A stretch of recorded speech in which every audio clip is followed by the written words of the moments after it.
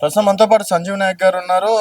మాజీ ఎల్హెచ్పిఎస్ రాష్ట్ర సేవాలాల్ సేన వ్యవస్థాపక అధ్యక్షులు. సో, సంజీవ్ నాయక్ గారు చెప్పండి, ఇప్పుడు కోమటిరెడ్డి వెంకటరెడ్డి కావచ్చు, అలాగే నల్గొండలో మీరు చేసేటువంటి రైతు దీక్షకు అనుమతించకపోవడం పైన, ఒకవేళ అనుమతి ఇచ్చిన అంటే ఏం చేస్తారు, ఎట్లా ఉండబోతుంది అనుకోవచ్చు రేపటి దీక్ష? భయపడ్డారు. ఓకే. రైతు దీక్షతోటి బీఆర్ఎస్ పార్టీ చేపట్టబోయే రైతు దీక్షతోటి రైతుల పక్షాన బీఆర్ఎస్ కొట్లాడుతుంది, పోరాటం చేస్తుందని గమనించి రైతులలో ఒక చైతన్యాన్ని, రైతులలో ఐక్యతను, రైతులు ప్రశ్నించే గొంతుక వైపు తీసుకోబోతున్నటువంటి బీఆర్ఎస్ పార్టీ చేస్తున్న రైతు దీక్షలను చూసి ఈ ప్రభుత్వం భయపడ్డట్టుగా చాలా క్లియర్ గా అనమాట. దీన్ని బట్టి చూస్తే రైతు దీక్షకు ఎందుకు మరి పర్మిషన్ ఎందుకు ఇచ్చారు?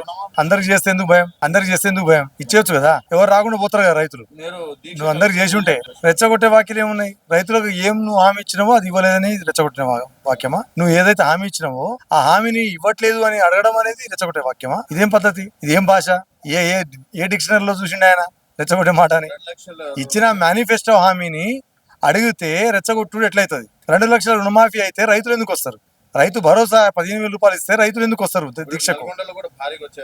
100% వస్తారు.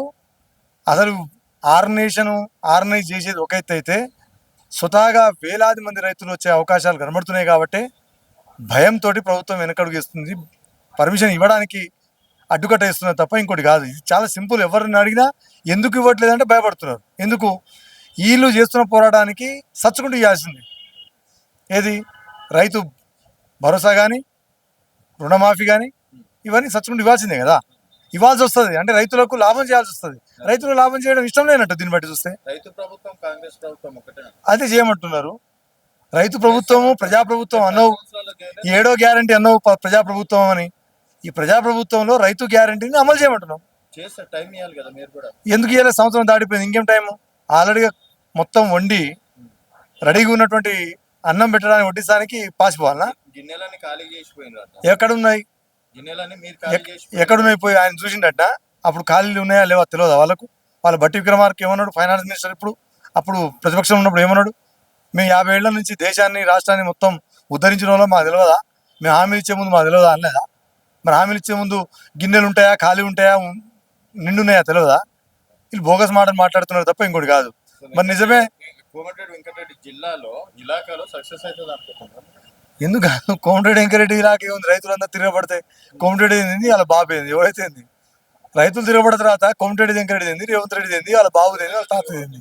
100% తిరగబడతారు. ఎవరు రారు కదా. నిజంగా రైతులు చేస్తే రైతులు ఎందుకు వస్తారు రైతు దీక్షకు? రైతులకు నువ్వు మేలు చేసి ఉంటే రైతులు ఎందుకు వస్తారు దీక్షకు? నా ప్రశ్నకు సమాధానం చెప్పాను. కోమటిరెడ్డి వెంకరెడ్డి గారు కానీ, ఇంకెవరైనా కానీ, ఇదేం లేదు. కానీ మొత్తం దృష్టి మళ్లించి రైతులను మోసం చేసే కుట్రలను బహిర్గతం చేస్తున్న ఈ నాయకత్వాన్ని, నల్గొండలో మరీ మూర్ఖంగా వ్యవహరిస్తున్న మూర్ఖ నాయకత్వం పాలిస్తున్నటువంటి పద్ధతులు కోమటిరెడ్డి వెంకరెడ్డి లాంటి ఉన్నారు కాబట్టి వాళ్ళని మొత్తం బహిర్గతం అవుతాయని భయంతో మాత్రమే ఈ రైతు దీక్షలకు పర్మిషన్ ఇవ్వట్లేదు తప్ప ఇంకోటి కాదు. కళ్ళు మూసుకొని అవుతుంది. తెలియదా వాళ్ళకి? ఇంటెలిజెన్స్ రిపోర్ట్ తెలియదా? ఆ రకంగా హద్దులు ఎంత ఎంత జనాభా అనుకుంటారో దానికి మించి వస్తున్నానే కదా పర్మిషన్ ఇవ్వకుండా ఆపుతున్నది. దమ్ము ధైర్యం ఉంటే రుణమాఫీ చేయాలా, పూర్తిగా 100% ఇవ్వాలి, రైతు భరోసా ఇవ్వాలి.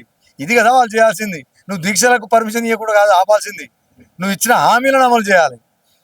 కేటీఆర్ గారి ప్రోగ్రాంలు ఎక్కడ పోయినా అడ్డుకట్ట వేయాలని కాదు ఆలోచించాల్సింది, నువ్వు ప్రజలకు ఇచ్చినటువంటి హామీలు నెరవేర్చాలి కదా. 2,500 రూపాయలు మహిళలకు ఇస్తా అన్నది, 4,000 రూపాయలు పెన్షన్ ఇస్తా అన్నది, భరోసా ఇస్తా అన్నది, రైతు రుణమాఫీ 2 లక్షల రూపాయలు ఏకకాలంలో చేస్తా అన్నది. ఇవి చేయి. ఇవి చేస్తే ప్రజలు ఎవరిని చూడాలని మనం చూస్తారు.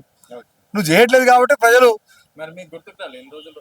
ఎందుకు రాలేదు? మేము టైం ఇచ్చినాం, ఇప్పుడుదా టైం ఇచ్చినాం, చేస్తాడు అనుకుంటే నిజంగా చేస్తాడు. తెల్లారే 9వ తారీఖు, డిసెంబర్ 9వ ప్రమాణ స్వీకారం చేసిన 2వ రోజుకి చేస్తా అన్నాడు. డిసెంబర్ 9వ తారీఖు సోనియా గాంధీ పుట్టినరోజు, అందరికీ ఒక్క పెన్ను పోటుతో అయిపోతుంది అన్నాడు. పెన్ను పోటు అవుతుందో పన్ను పోటు అవుతుందో తెలియదు. కానీ మరి ఇవన్నీ ఇచ్చిన హామీలను పక్కన పెట్టి లేని ప్రక్షాళన పేరు మీద 1,50,000 కోట్లు, మరి ఇవి అప్పు కాదా? ఇప్పుడు సంవత్సరంలో చేసిన 1,20,000 కోట్లు అప్పు కాదా? వీళ్ళు చేసింది మొత్తం 10 సంవత్సరాలు 4 లక్షల కోట్లు అప్పు అని అంటున్నారు కదా. అప్పు కాదు, పెట్టుబడి. ఆ 4 లక్షల చిల్లర కోట్ల పెట్టుబడి నువ్వు అప్పుగా చూపిస్తున్నావు. నువ్వు చేసింది 1,00,00 కోట్ల చిల్లర 1,27,000 కోట్లు నువ్వు అప్పు చేసిన సంవత్సర కాలంలో. దీన్ని ఏమనాలి? దేనికి పెట్టుబడి పెట్టినట్టు, దేనికోసం తీసుకొచ్చినట్టు? ఇప్పటిదాకా పెండింగ్ బిల్లులు ఇవ్వగలిగినావు సర్పంచులది? ఇప్పటిదాకా నువ్వు ఏదైతే సబ్సిడీలకు సంబంధించి ఎస్సీ ఎస్టీలకు నువ్వు జియో తీసి బయట వేసి ఎస్సీ ఎస్టీల సబ్సిడీలకు సంబంధించి ఏది అప్లై చేయొద్దని ఇంకేం చేసినట్టు? ఇప్పటిదాకా సబ్సిడీలకు అప్లై చేసుకున్న ఎస్సీ ఎస్టీలకు ప్రభుత్వం ఇవ్వాల్సినటువంటి బాకీలు ఇవ్వకుండా నువ్వు వేరే దానికి వాడుకుంటుంటివి.